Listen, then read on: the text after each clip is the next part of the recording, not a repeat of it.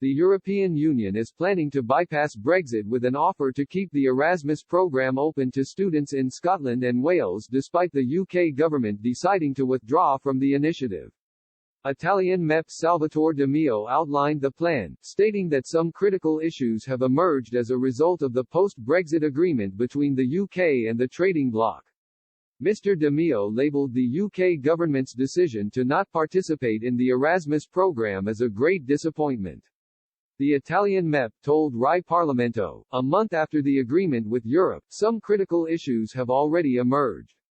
Doubts arise about the absence from the agreement of rules on financial services and foreign policy, but also on the recognition of professional qualifications, which in fact limits the movement of workers between the two countries.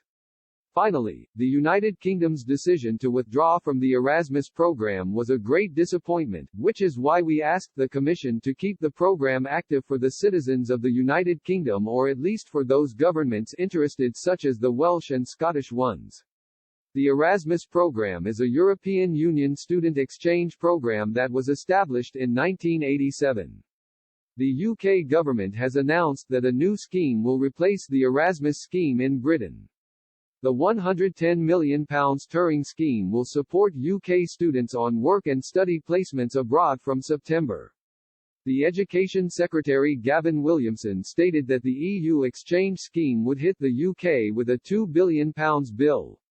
Mr. Williamson stated that this was many times the cost of the new British replacement. The Education Secretary said, "We would end up facing a net contribution of £2 billion to the EU over and above any sort of benefit. Frankly, that to me does not seem to me to be particularly good value. Actually, I just don't think you could really justify sinking £2 billion into EU coffers for a scheme that wouldn't have been as good." Michelle Donnellan, the UK government's universities minister, said, "In these unprecedented times, having a proactive global education agenda is more important than ever so we can build back better from the pandemic. Our world-class education is a vital part of our economy and society, and we want to support universities, schools, colleges and all aspects of the education sector to thrive across the globe." The UK government has outlined a target of getting more than 500,000 students to participate within the next decade.